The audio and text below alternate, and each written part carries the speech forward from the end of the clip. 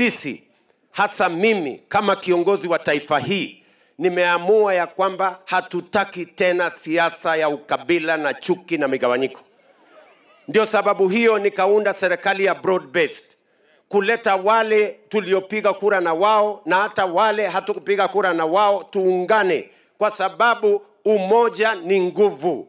Tunataka tuunganishe watu wote wa Kenya, ndio tuhakikishe ya kwamba tunaangalia na kuzingatia mambo ya maendeleo ya taifa hii.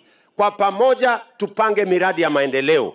Kwa pamoja tuhakikisha kwamba tunajenga barabara, tunaunganisha stima, tunajenga mashule, tunasomesha watoto wetu, tunapanga mambo ya afya na tunapanga mambo ya ajira ya vijana wetu wa Kenya, kwa sababu kwa kufanya hivyo tutabadilisha Kenya hii. Na mimi nawauliza wale wengine, bado mambo ya siasa haijafika wakati yake. Saa hizi ni wakati wa kufanyia kazi wananchi wa Kenya. Kuna siku tutakuja kuongea mambo ya viongozi. Hatuwezi kuongea mambo ya viongozi kuanza Januari mpaka Disemba. Uchaguzi moja hadi mwingine. Hapa katikati ni kufanya kazi ya wananchi. Na kama kuna watu hawaoni vile tunafanya, pia watuambie sera yao ni gani kwa barabara, kwa elimu, kwa kuunganisha stima, kwa matibabu. What is their alternative plan? Because we are implementing a plan that unites all the people of Kenya. Wao hawataki broad based, wanataka ya kugawanyisha Kenya. Wanataka wakawanye Kenya, ndio Kenya iende wapi? Munasema tuunganishe Kenya ama tutenganishe watu wa hapa Narok? Tuunganishe ama tutenganishe? Tuunganishe Kenya, ndio tujenge barabara pamoja. Na tuunganishe wa Kenya wote na stima. Na tuunganishe wa Kenya wote pamoja na vijana kwa ajira. Na tuhakikishe ya kwamba matibabu imepatikana. Hebu ni wale wanasema tuunganishe Kenya, watu wa Emuru Dikirr. Na niliwaambia ya kwamba tutabadilisha mfumo wa afya Kenya, kwa sababu mfumo wa afya tulikuwa nayo Kenya ya NHIF ilikuwa inashughulikia wale watu wenye wako na kazi na wale wako na uwezo. Na tukasema afya sio starehe ya watu wanaoweza ambao wako na kazi ama wale wako na uwezo. Afya ni haki ya kila mwananchi wa Kenya, awe na uwezo asiwe na uwezo, awe maskini ama tajiri. Afya, katiba inatuamurisha ya kwamba health must be available to every citizen. Na ndio sababu tumebadilisha ile mfumo ya NHIF. Sasa tumelete hii ya SHA ambayo haijalishi kama wewe ni unajiweza ama hujiwezi, kama uko na kazi ama huna kazi, utakuwa kwa bima ya afya ya serikali. Na tumesema katika hiyo bima, kazi yako wewe mwananchi ni kujiandikisha. Tutajua kama uko na uwezo, utalipa kulingana na uwezo wako.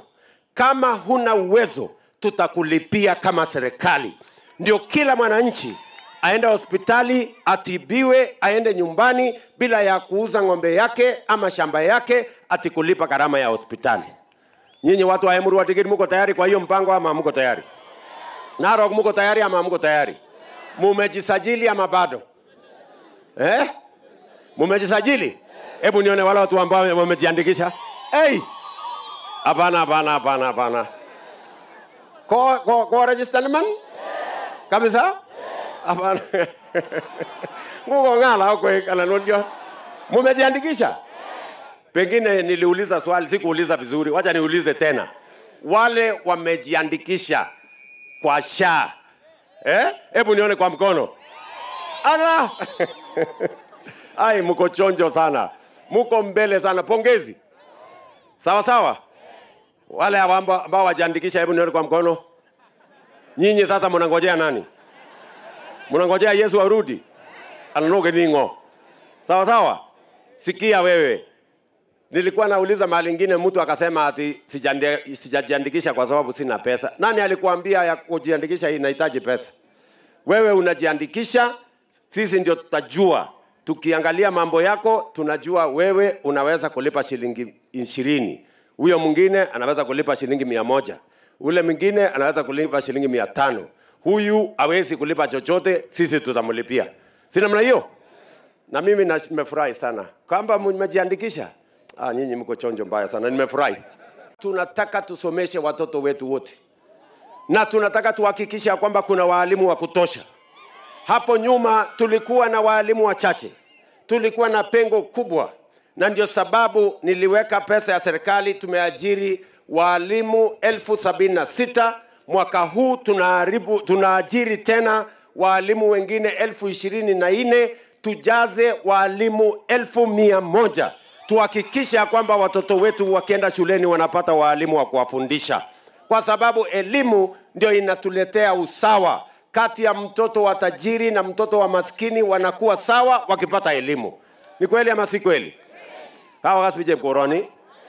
Na ndio sababu hiyo vile vile nilisema ya kwamba tubadilishe funding model ya higher education, ile ambayo inatusaidia watoto wakuja TVET na wale wakwenda university. Pale nyuma watoto wote walikuwa wanahesabika ya kwamba wanajiweza, lakini kwa kweli kuna watoto wakwenda university na TVET ambao wazazi wao hawajiwezi.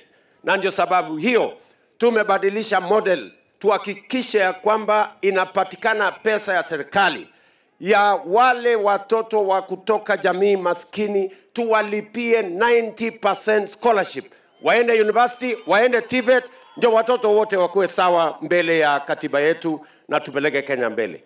Na jameni, leo vile vile nimefika hapa kwa mambo ya barabara. Mnajua barabara inatusaidia kusafirisha chakula ya kutoka shambani. Pia inatusaidia kusafirisha wasafiri barabarani. Pia inatusaidia kuendesha biashara na kuzalisha uchumi. Ni kweli ama si kweli? Sababu hiyo ile barabara tulitengeneza ya zamani ya Kabo Lecho mpaka ifike hapa Murwa Digiri, si namna hiyo.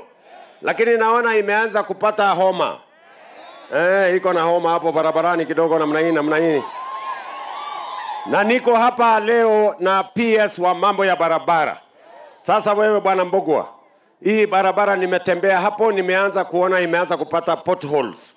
Mimi nataka hiyo barabara irekebishwe na iweke lami nyingine juu yake, ndio hii mahali ikae sawa sawa. Lakini ya muhimu, mimi pia nimekuja kuunganisha, kwa sababu kuna barabara tulijenga kutoka huko Bomet ikakuja ikakwama Gorgor.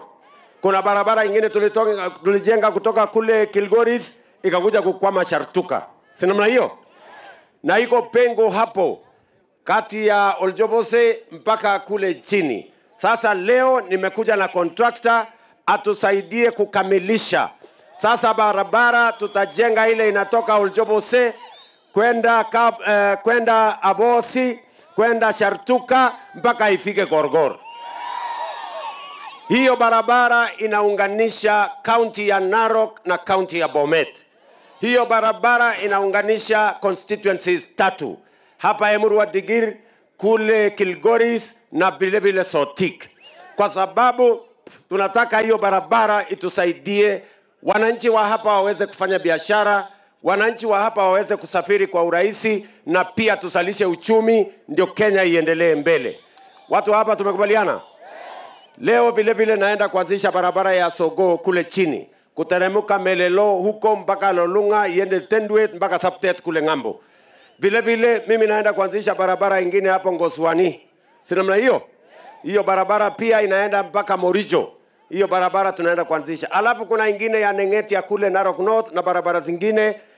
Pale nyuma tulisimamisha kidogo mambo ya barabara kwa sababu uchumi ilikuwa kona kona.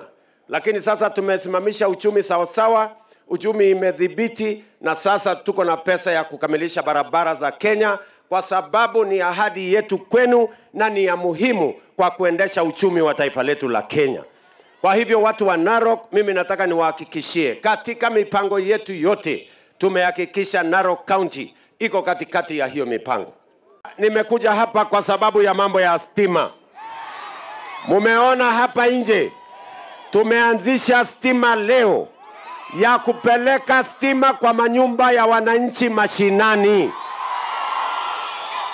Wananchi wengine familia 15,000 zitaunganishwa stima, na tumeweka pesa ya serikali bilioni 2.5 kuhakikisha kwamba stima inafika kwa manyumba ya wananchi, kwa sababu stima sio starehe ya matajiri, ni haki ya kila mwananchi wa taifa letu la Kenya. Emuru Adigiri, tunaelewana? Na tumekubaliana hiyo stima lazima ifike kila kijiji, lazima ifike kila sehemu. Tumekubaliana na viongozi wa hapa ya kwamba wakati tunasambaza hiyo stima, wabunge na ma-MCA watatusaidia tujue kona gani haina stima, kijiji gani haijafikishwa stima, ndio tupeleke stima, tuweke mwangaza, tuondoe giza, ndio Narok isonge mbele. Tumekubaliana jameni?